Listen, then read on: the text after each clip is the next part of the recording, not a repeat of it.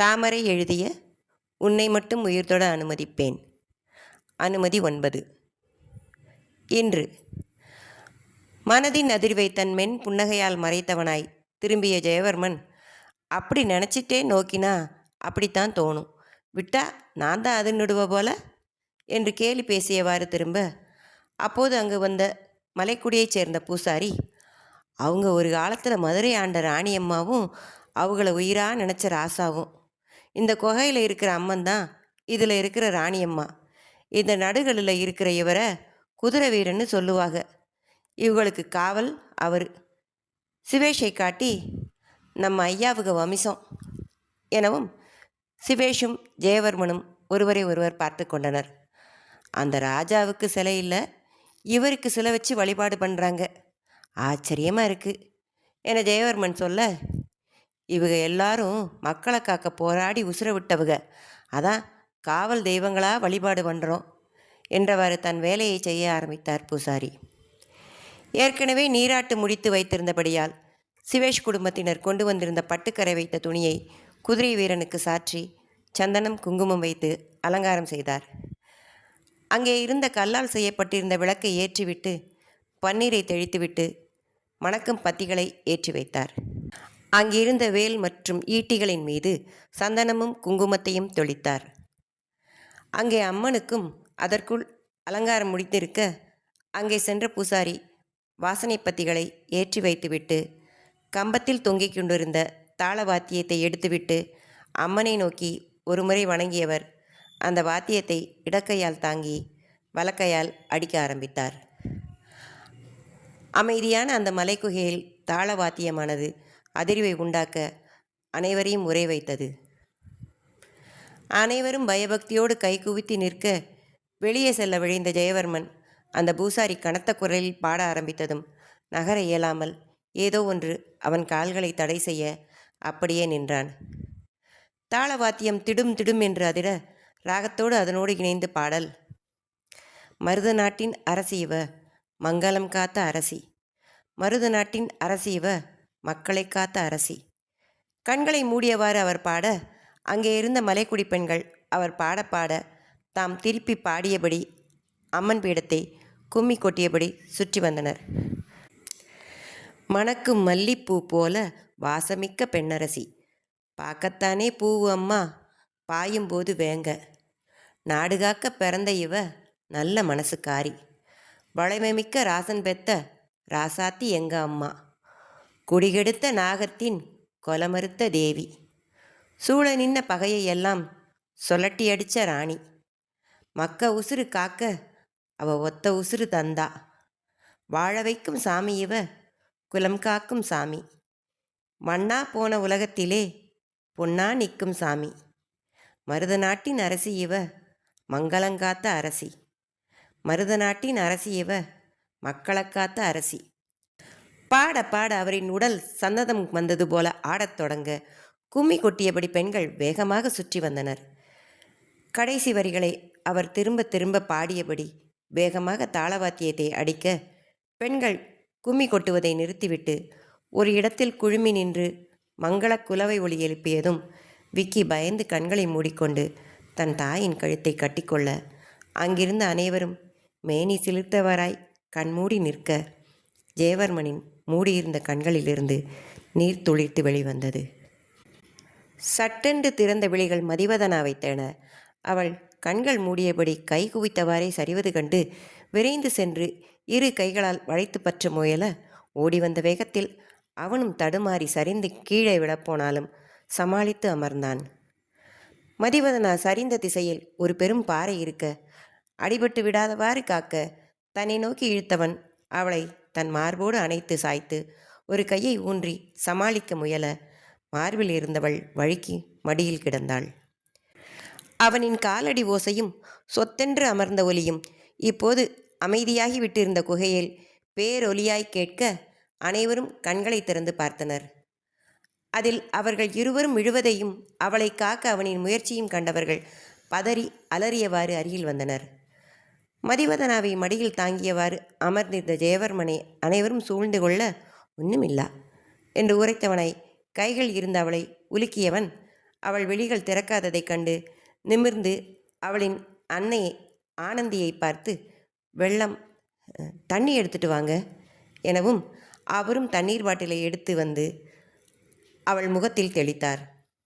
அவள் அசைவின்றி இருக்கவும், வென்டிலேஷன் இல்லாமல் மயங்கிட்டா போல என்று சொல்லி அவள் முகத்தை பார்த்தவன் அப்போதுதான் தான் இருக்கும் நிலை உணர்ந்தவனாய் அவளை தன் மடியை விட்டு மேலே தூக்கியவனாய் தன் நண்பனை நிமிர்ந்து பார்த்து, வெளியே தூக்கிட்டு போறியா என சிவேஷ் வந்து தன் தங்கையை தூக்க முயல கண்களை மெதுவாக திறந்தாள் மதிவதனா.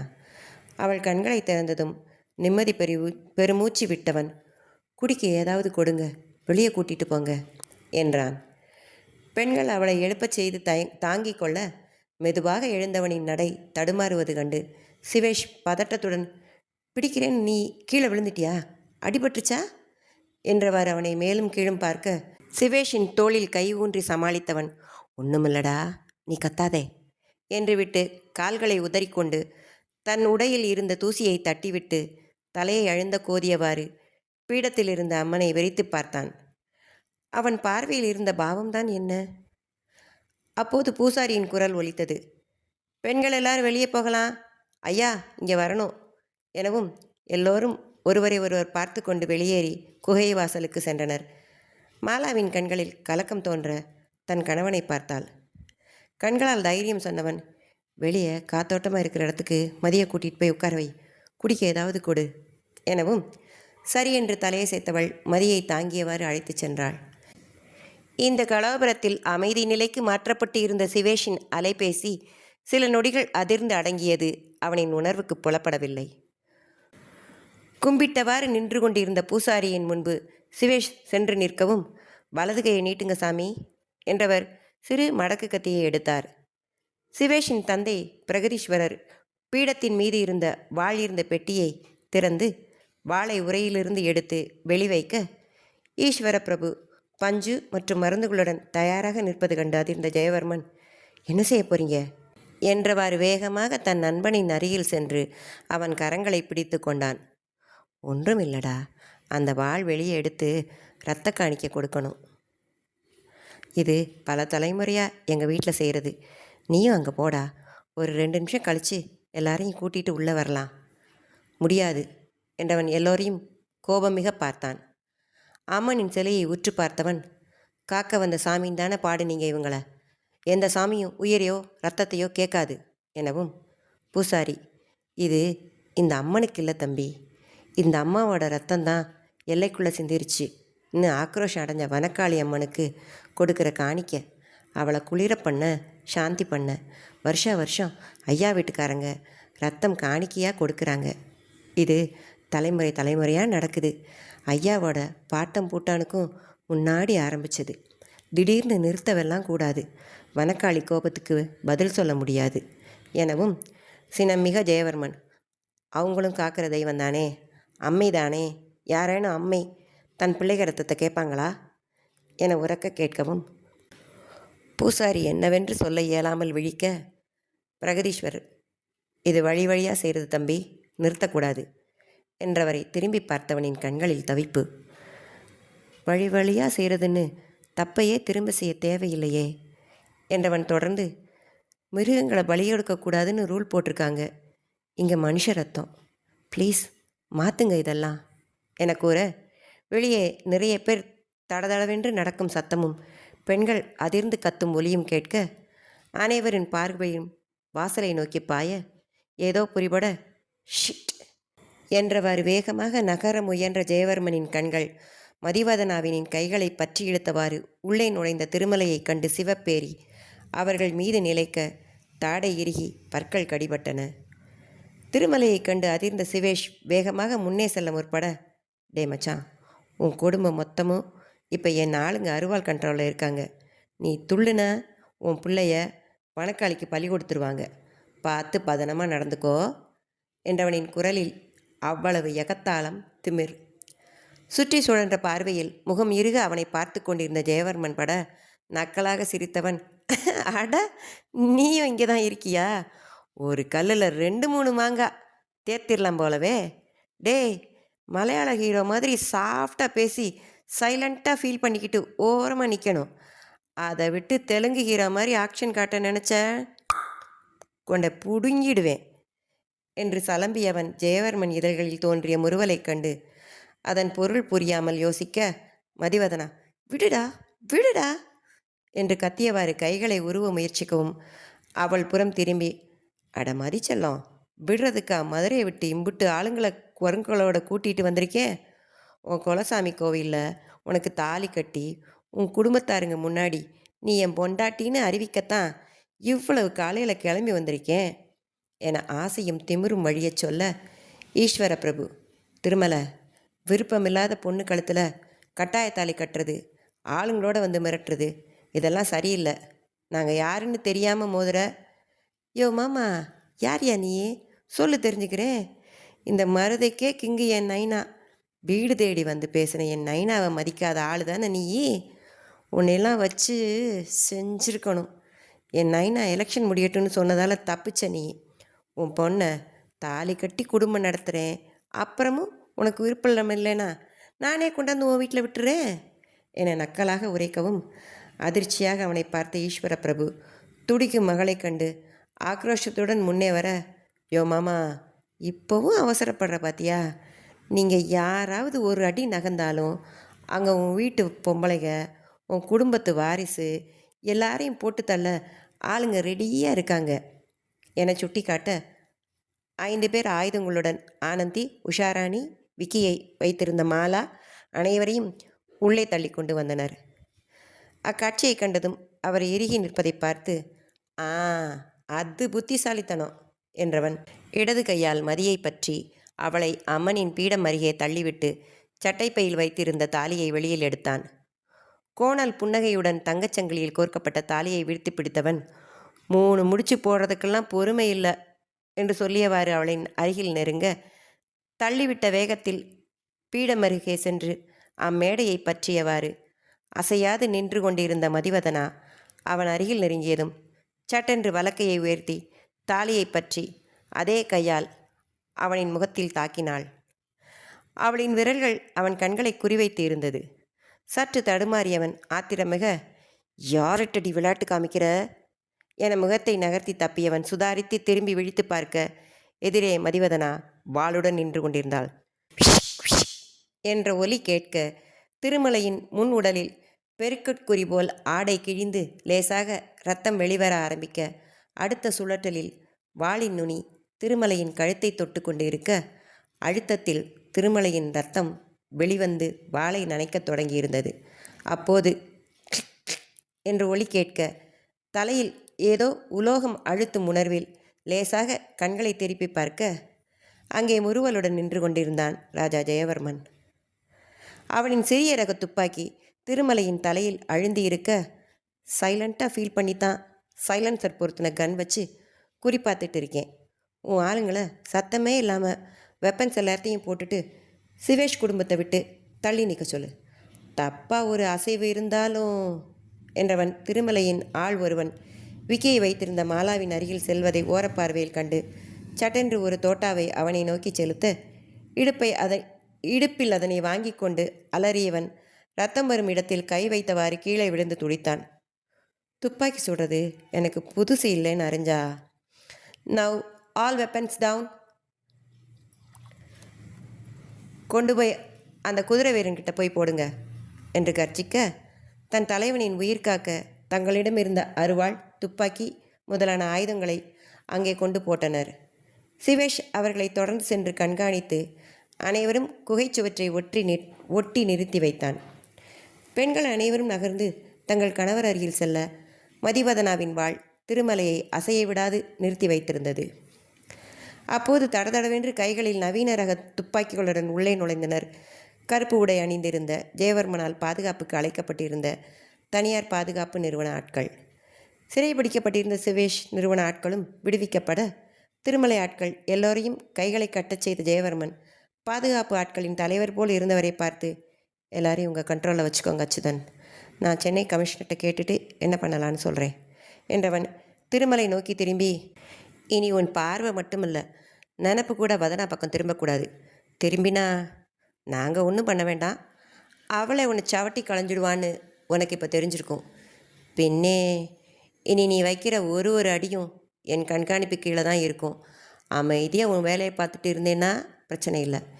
ஏதேனும் பிரச்சனை பண்ண நினச்சேன்னா அன்னைக்கு உனக்கு உன் நைனா எல்லாருக்கும் அஸ்தமனம்தான் என தன் கண்களை உற்று பார்த்து எச்சரிக்கை விடுவித்தவனை நிமிர்ந்து வெறித்த திருமலை தன் பற்களால் உதடுகளை கடித்து கோபமூச்சுகளை வெளியிட்டு சுற்றி பல துப்பாக்கிகள் தன்னை குறிவைத்திருப்பதைக் கண்டு ஆக்ரோஷத்தை அடக்கியவனாய் மதியையும் ஜெயவர்மனையும் மாறி மாறி பார்த்தான். சிவேஷ், உன் சகோதரி கையில் இருக்கிற வாளை வாங்கு. காளி பகவதி அம்மைக்கு இன்றைக்கி தான் சரியான ரத்தம் காணிக்கையாயிருக்கு. இனி இந்த சம்பிரதாயங்கள் வேணாம், என்ன பூசாரி எனவும் பூசாரி மிரண்டு தலையசைக்க சிவேஷின் அப்பாவும் சித்தப்பாவும் ஒருவரை ஒருவர் பார்த்து கொண்டனர். திருமலையை அச்சுதன் தன் கைத்துப்பாக்கி முனையில் பாதுகாப்பில் இழுத்துக்கொள்ள தன் சிறு துப்பாக்கியை முதுகுப்புறம் சொருகியவாறே ஜெயவர்மன், பூஜை முடிஞ்சதில் கிளம்பலாம் எனவும் மிரண்டு நின்றிருந்த மலைக்குடி மக்களிடம் விடை பெற்று அனைவரும் கிளம்பினர். தங்களின் வாகனத்தை அடைந்து ஏறப்போகையில் காரின் இருக்கையில் நெகிழிப்பையில் நீரூற்றி தண்டுகளில் நீரில் மூழ்க வைக்கப்பட்டு இறுக கட்டப்பட்டு இருக்க வாடாமல் இருக்க இலையால் சுற்றப்பட்டு இருந்த அல்லி மலர்களைக் கண்டு மதிவதனாவின் நிலவு முகம் மலர்ந்தது. அன்று நாகஜெயந்தன் யார்? அவனின் உடன் பிறந்தவளிற்கும் மருத நாட்டு மன்னருக்கும் என்ன சம்பந்தம் என்று சிம்மவர்மன் கேட்க புன்னகை மலர்ந்தது வீரசேனனின் முகத்தில். இந்த ஆராய்ச்சி நமக்கேன் இளவலே? மருதமுடி மன்னர் பற்றி அறிவது நமக்கு தேவையில்லாதது.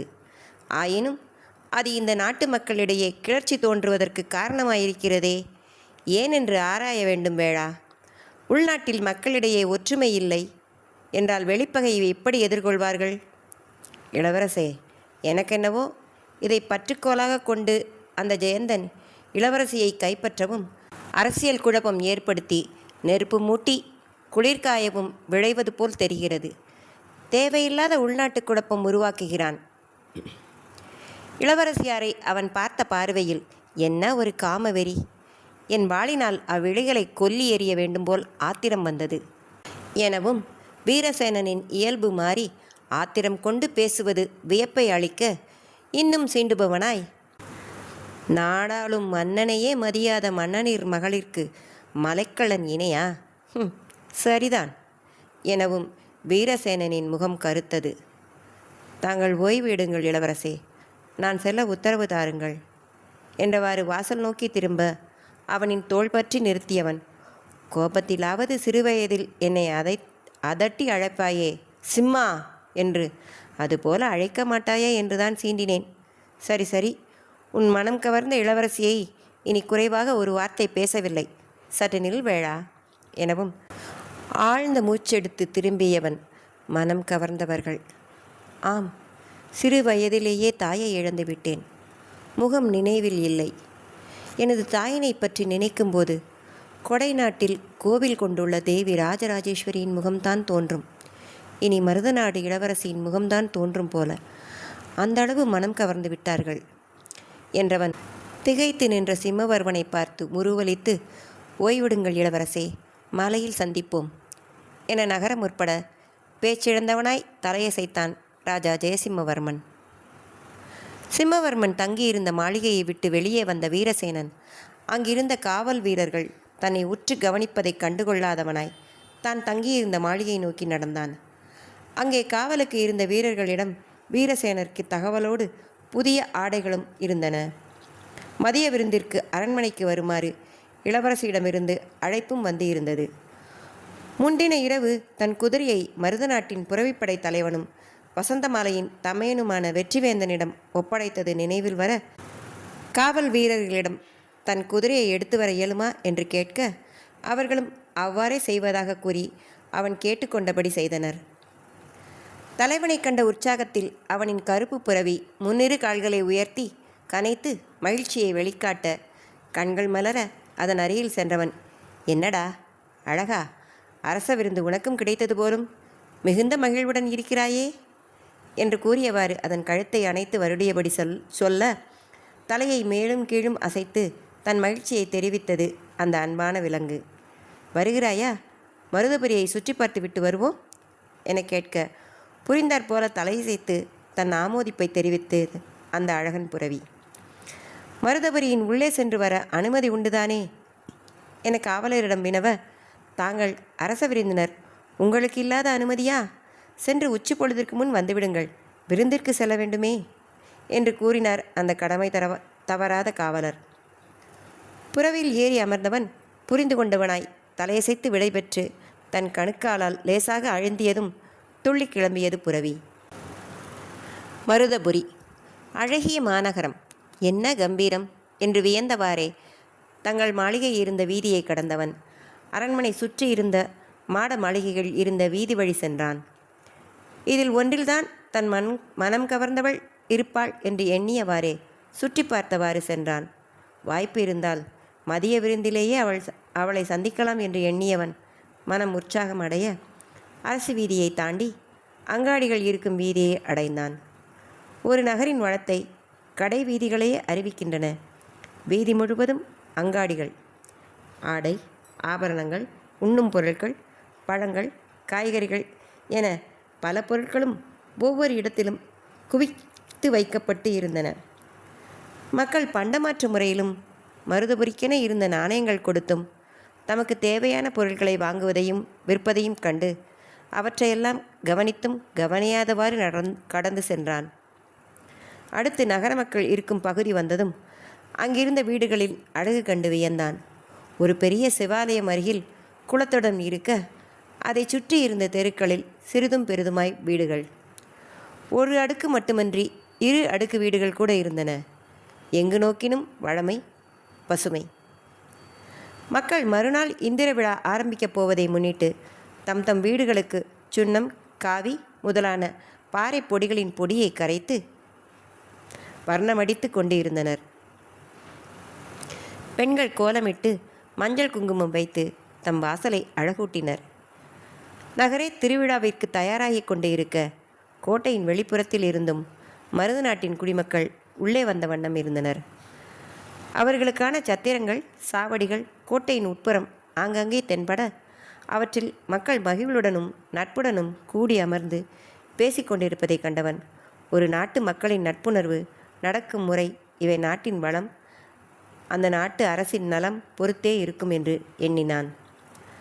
ஆங்காங்கே தென்பட்ட வாவிகளும் சோலைகளும் கண்ணையும் கருத்தையும் கவர இந்த இளவேனிற்கால ஆரம்பத்திலும் அவை நிறைந்து நிற்பதைக் கண்டு வியந்தவனாய் அருகில் சென்று ரசிக்க எண்ணி ஒரு வாவி அருகே தன் புரவி செலுத்தி கீழே இறங்கினான். தன் கருப்பு அழகினிற்கு நடந்த களைப்பு தீர நீர் பருகச் செய்தவன் தானும் தாகத்தை தீர்த்து கொண்டவனாய் சுற்றிலும் பார்க்க அங்கே இருந்த கோட்டையின் ஒரு வாசல் தெரிந்தது. வானத்தை உற்று பார்த்து காய்ந்து கொண்டிருந்த வெய்யோனின் நிலை வைத்து திசையை அறிந்தவனாய் இது மருதபுரி கோட்டையின் மேற்கு நுழைவாயில் என்று புரிந்து கொண்டான். மற்ற வாசல்களை விட இதில் ஆள்களின் நடமாட்டமும் காளை மாடுகளால் இழுக்கப்பட்டு வரும் வண்டிகளின் மரத்தும் அதிகமாய் இருப்பதைக் கண்டு யோசித்தவாறு சோதனை சாவடி வீரர்கள் ஒவ்வொருவரையும் சோதனையிட்டே அனுப்புவதை பார்த்து கொண்டு இருந்தான். அப்போது பழுப்பு நிற புறவியில் முகத்தை துணியால் பாதி மறைத்தவாறு அமர்ந்திருந்த ஒரு ஆண்மகன் சிறுவனை முன்னால் வைத்தவாறு வாயில் தாண்டி உள்ளே வருவதைக் கண்டு ஏதோ உறுத்த நன்கு உற்று பார்த்தான்.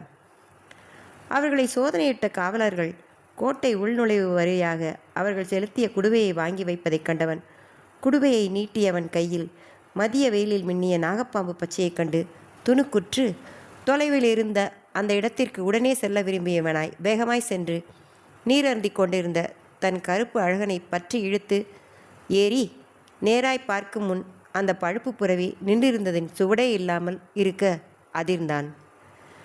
வேகமாக சென்று கோட்டை வாசலை அடைந்து, இப்போது சென்ற குதிரை வீரன் யாரப்பா, எங்கு செல்கிறான் என்று வினவ, ஆலைமணி காட்டினைச் சேர்ந்த மலைக்குடி வேடுவனாம், விழாவிற்கு வந்திருக்கிறான் போலும், சத்திரம் பக்கம் செல்பவனாயிருக்கும். காட்டுப்பயில் என்பது சரியாக எவ்வளவு வேகமாக புறவியை செலுத்துகிறான் என்று வியந்தவாறு தன் வேலையில் கவனமாக வேகமாக தன் புறவியை திருப்பி விரைந்து இவனின் வேகம் கண்டு மலைத்து வியந்து நோக்கினான் கோட்டை வாசல் காவலன். வெளி நின்று புறப்பட்ட அம்பு போல கடுகி ஓடியும் பழுப்பு புறவியை காணவியலாமல் சத்திரமடைந்து தேடியவன் அங்கும் பழுப்பு புறவியோ நாகப்பச்சை குத்திய மனிதனை காண கிடைக்காமல் வேகப்பட்ட மூச்சுக்களுடன் நாலாப்புறமும் நோக்கினான் வீரசேனன். ஏனோ அவனின் மனம் பதட்டம் அடைந்தது. அடுத்து செய்ய வேண்டியதை யோசித்தவனாய் தான் இருந்த விருந்தினர் மாளிகை பக்கமாய் தன் புறவியை திருப்பினான். மருதநாடு அரசர் பெருவளத்தான் நன்மாறனின் அரண்மனை விருந்து மண்டபம். அரசின் தலைமை நிர்வாகப் பொறுப்பில் இருப்பவர், அவரின் குடும்பத்தினர், சேனை தலைவர்கள், மருதநாடு அருகில் இருந்த சிறு நாடுகளின் தலைவர்களும், மருத நாட்டின் ஊர் தலைவர்களும், காவல் தலையாரிகளும் வந்து குழுமத் தொடங்க அரண்மனை வேலையாட்கள் அனைவரையும் மரியாதையுடன் வரவேற்று அவர்களுக்கான இருக்கையிலும் விருப்புகளிலும் அமர்த்தினர். சற்று நேரத்தில் மன்னன் பெருவளத்தான் நன்மாறன் வந்ததும் அனைவரும் எழுந்து நிற்க, அனைவரையும் வணங்கி அரசனின் அருகில் வந்து நின்று கரங்களை குவித்தாள் இளவரசி சந்திரவதனாம்பிகை. விருந்திற்காக பட்டு ஆடுகளையும் எளிமையான ஆபரணங்களையும் அணிந்திருந்ததிலேயே அழகும் கம்பீரமும் மிளிரும் தங்கள் இளவரசியை கண்ட மருத நாட்டினர் அனைவரும் பெருமையில் பூரித்து பார்த்தவாறு இருக்க, மற்ற நாட்டவரோ வியர்ந்து பார்த்தவாறு இருந்தனர். அனைவரும் அமரப்போன வேளையில் அரைவாயிலில் அரவம் கேட்க, இளவரசனுக்குரிய சின்னங்களை தரித்தவனாய் பட்டாடைகள், ஆண்களுக்கு உரித்தான அணிகலன்கள் அணிந்து 4 மருத நாட்டு காவலர்கள் கொடை நாட்டு பரிசாக பழங்களையும் பொன் ஆபரணங்களையும் சுமந்து வர, அரசனின் நிமிர்வுடன் வீரவெளி வீசும் முகத்துடன் இளவரசு மகடம் தரித்து வந்தவனைக் கண்டு அனைவரும் மூச்சு விடவும் மறந்து வெறித்து பார்த்தனர். மருத நாட்டின் அருகில் இருக்கும் மிகப்பெரிய நாட்டின் இளவரசன் என்பதால் உயரிய இருக்கை அளிக்க முன்வந்த பணியாளனை தடுத்தவனாய் தான் கொண்டு வந்திருந்த பரிசு தட்டுகளில் ஆபரணங்கள் இருந்த தட்டை கையில் வாங்கி மன்னரிடம் கொடுக்க அருகில் சென்றவன் அதனை அவர் வாங்கி தன் மகளின் கரங்களில் கொடுத்ததும் சிரிப்புடன் மன்னரின் அருகில் போடப்பட்டிருந்த இருக்கையிலேயே அமர்ந்தான். அனைவர் பற்றியும் தலைமை அமைச்சரான ஆலவாய் பெருமொழியார் அறிமுகம் செய்து வைக்க அனைவரும் ஒருமுறை தம் முகமன் கூறி வணக்கம் செய்தனர். இந்திர விழாவிற்கான மருத அரசின் விருந்து தொடங்கியது. மருத நாட்டின் விளைச்சலான பலவிதமான காய்களும் பக்குவப்படுத்தப்பட்ட சமைக்கப்பட்ட தானியங்களும் பரிமாறப்பட, பழங்களும் தேனில் இடப்பட்ட பழத்துண்டுகளும் கரும்பஞ்சாறுங்களும் கூட பரிமாறப்பட்டது. மன்னர் பெருவளத்தானுடன் பேசியவாறே உண்ட ஜெயசிம்மனின் பார்வை அவ்வப்போது சந்திராம்பிகையின் மீது படிய, அதனை அறியாதவள் போல் உண்டு கொண்டிருந்த அவளை பார்த்தவன் தன்னிடம் மட்டும்தான் இந்த பாராமுகம், மற்றபடி அனைத்து விருந்தினரையும் கண்களாலேயே மகிழ்ச்சியை காட்டி வரவேற்கும் விதமாய் புன்னகையையும் வழங்கி கொண்டுதான் இருக்கிறாள் என்பதை உணர்ந்தவனுக்கு முன்பு போல் இப்போது ஏனோ கோபம் வரவில்லை. அந்த பாராமுகத்தையும் ரசித்தவனாய் மன்னரின் களவநாட்டு முத்துவடுகன் நாதன் பற்றியும் போரில் அவன் புரிந்த தந்திரங்கள் பற்றியும் கூறிக்கொண்டிருந்தான். அப்போது அவசரமாய் உள்ளே நுழைந்தான் வீரசேனன். பதற்றத்துடன் அனைவரையும் ஒருமுறை சுற்றி பார்த்தவன் விருந்து முடியும் நிலையில் இருப்பதைக் கண்டு கூச்சமடைந்து திரும்ப முயற்சிக்க தடுத்து நிறுத்தியது இளவரசியின் குரல். வாருங்கள் வீரசேனரே என்றவள் பணியாளர் ஒருவரை பெயரிட்டு அழைத்து அவரை இருக்கையில் அமர்த்தி உணவர்ந்தவை என்று பணிக்க, ஜெயசிம்மனின் அடிமனதில் லேசாக கனல் மூண்டது.